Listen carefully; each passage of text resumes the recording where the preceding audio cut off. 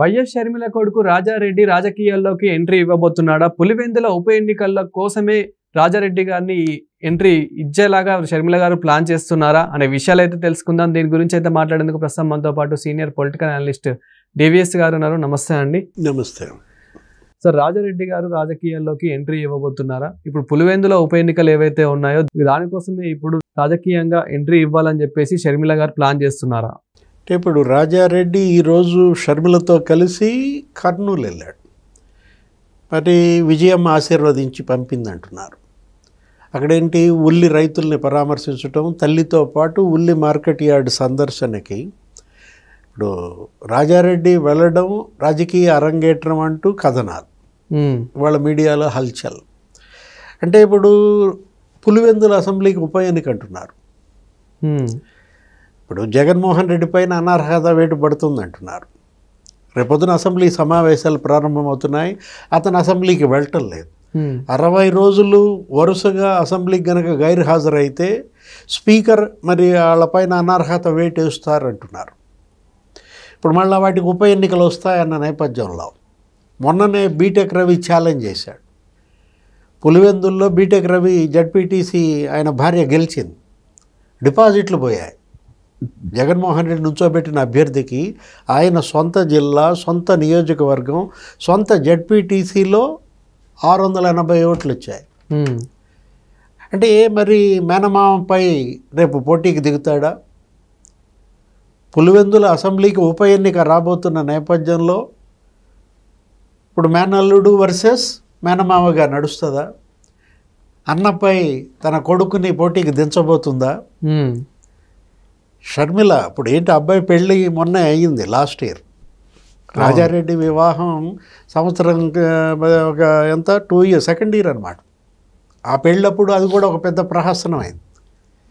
పెళ్ళి శుభలేఖ ఇవ్వడానికి మరి షర్మిల ఇంటికి వస్తానన్నాయా అని అంటే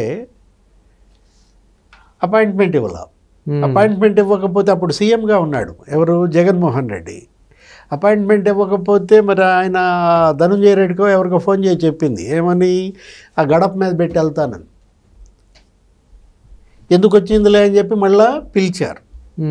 అంటే ఇప్పుడు బీజేపీ మీద భయంతో ఎక్కడ షర్మిల తన దగ్గరకు వస్తే తన కేసులు ఎక్కడ మళ్ళా బెయిల్ రద్దు అవుద్దన్న భయంతో వద్దన్నాడు.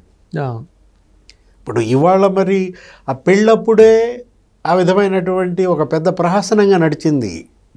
అన్నా చెల్లెళ్ళ మధ్య సంబంధాలు ఏమాత్రం లేవు, కేసులు వేసుకుంటున్నారు, ఆస్తుల పంచాయతీలు నడుస్తున్నాయి. ఎంగేజ్మెంట్కి వచ్చాడు జగన్మోహన్ రెడ్డి, భారతి మేడం ఏదో ముళ్ళ మీద ఉన్నట్టుగా ఉండి ఆ ఫోటో వాడి దిగేసి వెళ్ళిపోయారు. అసలు పెళ్ళికి ఎగ్గొట్టారు. రాజస్థాన్లోనో ఎక్కడో జరిగింది రాజారెడ్డి పెళ్ళి. కాకపోతే ఒకటి, రాజారెడ్డి మరి వాళ్ళ రాజకీయ భవిష్యత్తు ఎత్తుకుంటున్నాడా?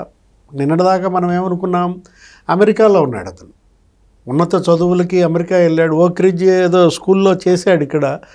ఆ తర్వాత అక్కడికి వెళ్ళిన తర్వాత ఏం జరిగింది, అక్కడేదో లవ్ మ్యారేజ్, ఇంటర్ క్యాస్ట్. అంటే ఇప్పుడు రాజారెడ్డికి మరి ఆ కత్తికి రెండేపుల పదునేనా? ఇప్పుడు 2 కులాలు. ఇప్పుడు ఆయన ఎవరు, ప్రియ రాజారెడ్డి భార్య మరి ఒక బలమైన సామాజిక వర్గానికి చెందిన నేపథ్యంలో ఇప్పుడు 2 కులాలు తనకి ఓటేస్తాయా రేపొద్దున? యాక్చువల్గా షర్మిలది విఫల ప్రయోగం. ఆమెకి ఇప్పటికీ రాజకీయం కలిసి రాలేదు. ఆమె తెలంగాణలో పార్టీ పెట్టింది, మళ్ళీ మూసేసుకుంది, అక్కడ పాదయాత్ర చేసింది. సరే, కేసీఆర్ని దించడానికి షర్మిల అక్కడ ఉపయోగపడింది కొంతవరకు. వాళ్ళని బదనాం చేయడానికి అప్పటి కేసీఆర్ క్యాబినెట్లో మంత్రులు, ఎమ్మెల్యేలు అవినీతి పరులు అనే ముద్ర బలంగా వేయగలిగింది పాదయాత్రలో. కాకపోతే ఇక్కడ కాంగ్రెస్ పార్టీలో చేరింది, ఏపీ కాంగ్రెస్ అధ్యక్షురాలుగా ఉంది. ఆమె మొన్న ఎన్నికల్లో పోటీ చేసి భంగపాటు. ఏది, విజయమ్మ ఓటేయమన్నా కూడా వేయలేదు. ఆ రోజు కడప పార్లమెంట్కి ఎన్ని వచ్చాయి ఆమెకి? షర్మిల పోటీ చేస్తే కడప పార్లమెంట్కి 1,50,000 ఓట్లు కూడా రాలేదు. కాకపోతే అవినాష్ రెడ్డి గెలుపుకి ఉపయోగపడింది. ఏది, అంతకుముందు 3,60,000 ఓట్లతో ఆధిక్యత మెజార్టీతో గెలిచిన అవినాష్ రెడ్డి మొన్న బొటాబొటి 60,000 మెజార్టీతో బయటపడ్డాడు, కానీ గెలిచాడు. షర్మిల పోటీ చేయకపోతే మరి తెలుగుదేశం గెలిచేదా? ఇక్కడ భూపేష్ రెడ్డి కంటెస్ట్ చేశాడు తెలుగుదేశం అభ్యర్థిగా, దగ్గర దగ్గర 5 లక్షల ఓట్లు వచ్చాయి. అంటే ఈమెకి మరి ఆ చీల్చిన 1.5 లక్ష ఓట్లు అవినాష్ రెడ్డి గెలుపుకు దోహదపడ్డాయా, అవినాష్ రెడ్డి మెజారిటీ తగ్గించడానికి దోహదపడ్డాయా, రకరకాల విశ్లేషణలు, అంచనాలు. ఇప్పుడు రాజారెడ్డి గనక ఇప్పుడు రాజకీయ అరంగేట్రం చేస్తే అతనికి సురక్షిత నియోజకవర్గం ఏది, దేని తరపున కంటెస్ట్ చేస్తాడు? ఇప్పుడు వాళ్ళ అమ్మ కాంగ్రెస్ పార్టీ తరపు కాబట్టి మరి కాంగ్రెస్ పార్టీ తరఫునే మరి వేయాలి. అసలు షర్మిల రాజకీయ భవిష్యత్తు ఈ రాబోయే 3 ఏళ్ళు 4 ఏళ్ళు ఎలా సాగబోతాం? ఇప్పటికీ జగన్మోహన్ రెడ్డి మరి ఆయన చుట్టూ ఉన్నటువంటి అతని అనుచరులు లేకపోతే నాయకులు జగన్పై భ్రమలు తొలగిపోలేదు. ఇప్పుడు లిక్కర్ కేసులో మరి 12-13 మంది అరెస్ట్ అయ్యారు. ఇప్పుడు ఇంకా మాజీ మంత్రుల పేర్లు ఇవాళ కొత్తగా వచ్చాయి. ఆ తర్వాత ఒక 4గురిని అరెస్ట్ చేయబోతున్నారంటున్నారు. 4గురిని లిక్కర్ కేసులో అరెస్ట్ చేయబోతున్నారు కాబట్టే మరి ఇంకా అక్కడ ఏదో సెల్స్ లేకపోతే బ్యారక్స్ ఖాళీ లేక ఒక 4గురిని బెయిల్ ఇచ్చినట్టున్నారు. ఇప్పుడు చెవిరెడ్డి మహిత్ రెడ్డి మరి లేకపోతే సజ్జల భార్గవ రెడ్డి, ప్రద్యుమ్న లేకపోతే వీళ్ళందరూ అరెస్ట్ అంటున్నారు.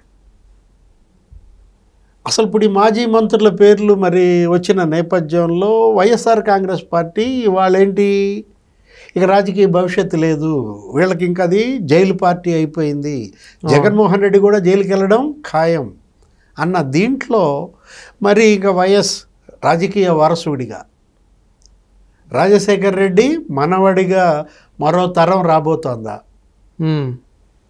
ఇప్పటిదాకా మనకేంటి రాజారెడ్డి, రాజశేఖర్ రెడ్డి, జగన్మోహన్ రెడ్డి, అంటే 4వ తరం రాబోతాను. కానీ వస్తే మరి ఏ పార్టీ ద్వారా రాబోతున్నాడు అంటే మనకి షర్మిల గారిని చూసుకున్నట్లయితే మీరు అన్నట్లు ఇప్పుడు తెలంగాణలో అంత క్లిక్ కాకపోయింది రాజకీయంగా, అదేవిధంగా ఇప్పుడు ఆంధ్రాలో కూడా అంతగా మీరు అన్నట్లు 1,00,000కు కూడా రీసెంట్గా ఇప్పుడు ఏవైతే ఎలక్షన్స్ జరిగాయో దానికి కూడా 1,00,000 ఓట్లు కూడా సరిగ్గా రాలేవన్నారు. మరి రాజారెడ్డి గారు కనుక ఎంట్రీ ఇస్తే సో షర్మిల గారికి ఒక ప్లస్ పాయింట్ అవుతుంది అనుకోవచ్చా? అంటే ఇప్పుడు ఒకటి కొడుకుని అసెంబ్లీకి తను పార్లమెంట్గా, ఇప్పుడు జగన్మోహన్ రెడ్డి ఇంకా అది ముగిసిన అధ్యాయమా? జగన్ రాజకీయాలకి కాలం చెల్లిందా? కాబట్టే రాజశేఖర్ రెడ్డి వారసత్వం ఇంకా మరి అతని వారసుడిగా 4వ తరం రాజారెడ్డి మరి అతనేంటి ప్రజలు ఆదరిస్తారా, ఆ తరాన్ని కూడా మరి స్వాగతిస్తారా? మిశ్రమ ఫలితాలు.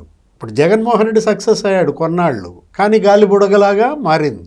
ఆ పార్టీ ఉంటుందా ఊడుతుందా తెలియని పరిస్థితి. షర్మిల ఇప్పటికీ ఆమె ఏదో ఒక సభలో ప్రవేశించాలనేది ఆమె చిరకాల కోరిక. అటు రాజ్యసభ కుదరలేదు, ఇటు లోక్సభలో ఓడిపోయింది. ఇప్పుడు కొడుకును మరి అసెంబ్లీకి పులివెందుల నుంచోబెడదామనా? ఒకవేళ తనెలా అయితే పోటీ చేసి ఓట్లు చీల్చి అవినాష్ రెడ్డి గెలుపుకు దోహదపడిందో అట్లాగే రాజారెడ్డిని దించి రేపొద్దున మళ్ళా బీటెక్ రవి ఓట్లు చీల్చి అక్కడ కూడా మళ్ళా కూటమి అభ్యర్థికి మైనస్ చేయదాలనా? ఏదైనా రాజారెడ్డి ఇప్పుడు 4వ తరం ప్రతినిధిగా మరి ఎంత మేర ప్రజలపై ముద్రేస్తాడో చూడాలి. ఇంకా సుదీర్ఘ సమయం ఉంది, ఇంకా ఎంతో భవిష్యత్తు ఉంది, తొందరపడాల్సిందేమీ లేదు. Thank you sir. నమస్తే.